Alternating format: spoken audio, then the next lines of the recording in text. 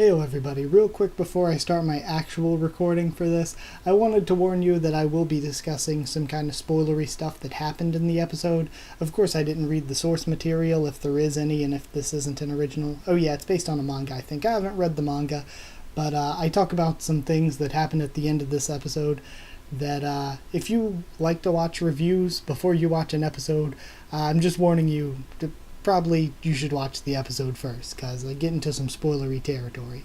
So yeah, just wanted to throw that in there. Please enjoy watching. Heyo everybody, Haku here with my review for Kujira no Kora wa Sajou ni Utau. I always have to look over here at the title. Or Children of the Whales episode 2. Yeah, my review of episode 2. So I thought that this is anime of the season now. I did originally, Shoujo Shimatsu Ryoko was my favorite so far, but after just 2 episodes, this is my favorite for sure so far. This episode was really, really good. So pretty much be prepared for an entire review of me saying how much I loved every little thing. So let's start out discussing this stuff from the beginning. So at the beginning we see that Oni has made it to the island with Chakuro and Lycos. I like that we didn't have any scenes, really. We showed quickly them, like whenever they went to or left an island, they just quickly showed them going to or leaving, and they didn't linger on the entire trip or anything, and it saved a lot of time and kept this super fast-paced, and the fast pace was good. So yeah, they all made it to the island. Then we get the opening. The opening is damn beautiful. Probably my favorite this season, or at least up there. I like Anime Guitar's opening actually a lot. Blendess's as well. But before this, Shoujo Shimatsu Ryoko I thought was opening of the season, but nah, this beats it. This is good.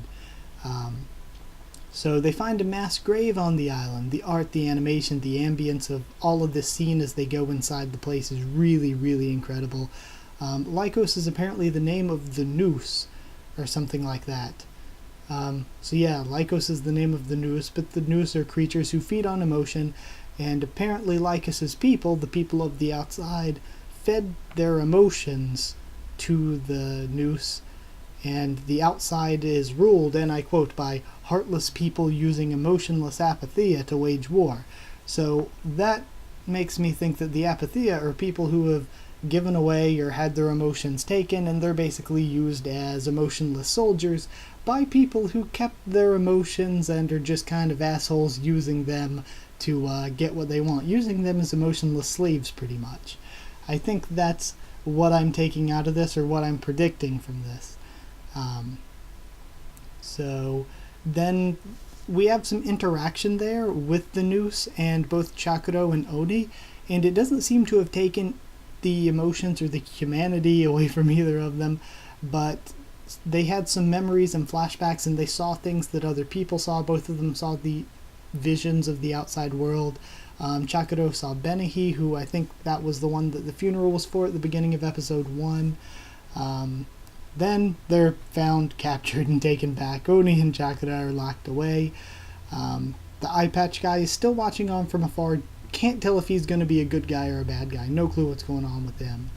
And then I love the sort of reveal, the working out that Lycos had while he was imprisoned, where he was like, or that Chakuro had while he was imprisoned. He's like, why would Lycos save me, pull me out of the noose if they had lost all their emotions or humanity? Then of course he gets freed. Lycos is saying that she's scared to leave the noose because she's scared of her emotions coming back, because emotions are painful and all that, and they make the world bad and whatnot. Chakuro then takes Lycos from Neri, which is the girl who is watching over and taking care of her while she's locked up, and they go to watch the little grasshopper light show thingy. That was all really cool. Again, everything here was good. Masao loves kids. He lost his own in an accident. And again, I actually didn't really think much of him in the first episode, and he seems to be the main guard guy. But it's cool that his character has been developed sort of in the background, where like I feel like I kind of have a little bit of a understanding of his character, and it feels like he's not important now. We're learning a little bit about him, but later on he'll come into play and be important. And I even think he got a good role in the opening, if I remember correctly, so I guess he will be important in the future. So Masao is cool. Kujira is lucky gets to watch the show with Best Girl Chief Taisha. Taisha is Best Girl so much. Lycus then starts to open up about her past, says she was enrolled in a military academy at age 7, and that she's starting to hurt and to feel pain now about losing her family, leaving them behind. At first they were emotionless, so she didn't think anything about just leaving them to join the military. But now that she has emotions, or emotions are starting to come back, it's starting to hit hard. And about this time, I was already having a sinking feeling that the mud whale was just going to get found by the outside world and slaughtered. I kind of had that feeling from the beginning of the series that they were just going to get found and slaughtered, and the survivors were going to have to go on some sort of journey into the enemy territory.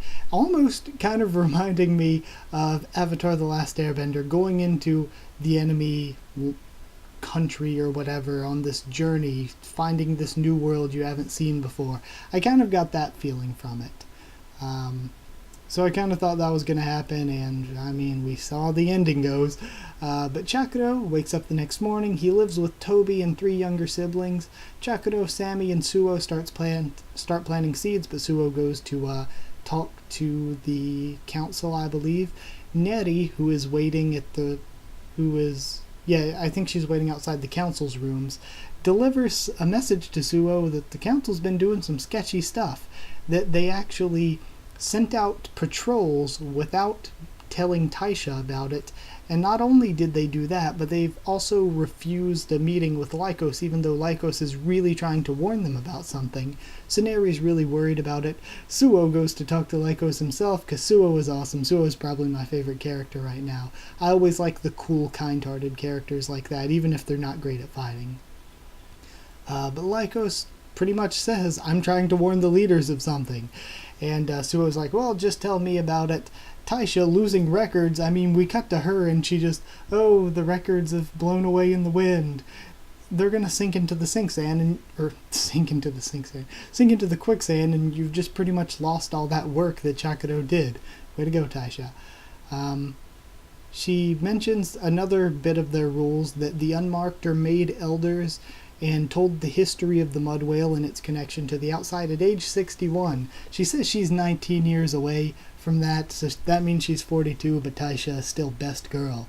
Taisha, between her and Morioka Moriko from Nechu no Susume, it is the season of the older waifus, because Taisha is best girl.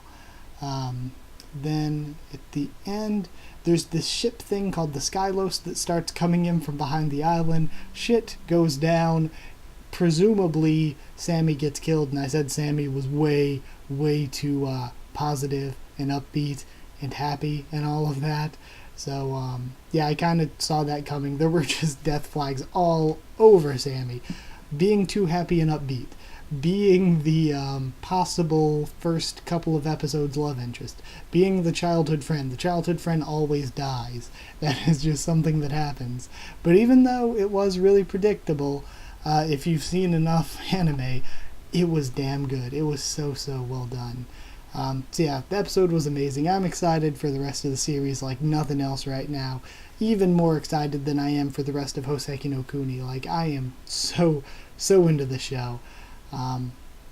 The production quality was really incredible. The best thing about the show is still the world. The world it's set in is really great. I love the characters already. Just 2 episodes and I feel like I know enough of them, but there's still a lot to learn, and really excited for it. So yeah, love this so much. I'm giving it a perfect score already. I'm not even going to hold off on giving this show a perfect score.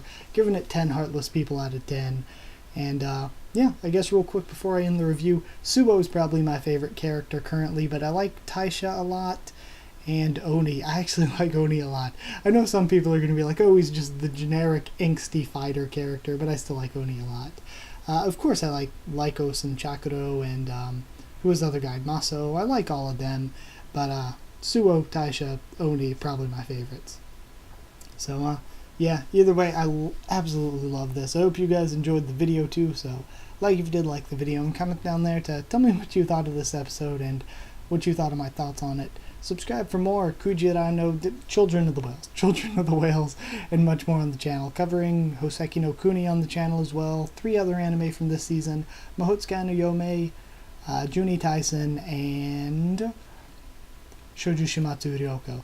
So yeah, covering all them weekly on the channel, and I'm a little bit behind, still trying to catch up, as evidenced by how late this video is going up. But I guess that's it. Yeah, I said like, comment, subscribe, follow on Twitter if you want. I can try to keep you updated there and stuff for the channel. If you want a link to our Discord server, ask and I'll give you one. That's it. Thank you once again for watching, and I'll see you all next time.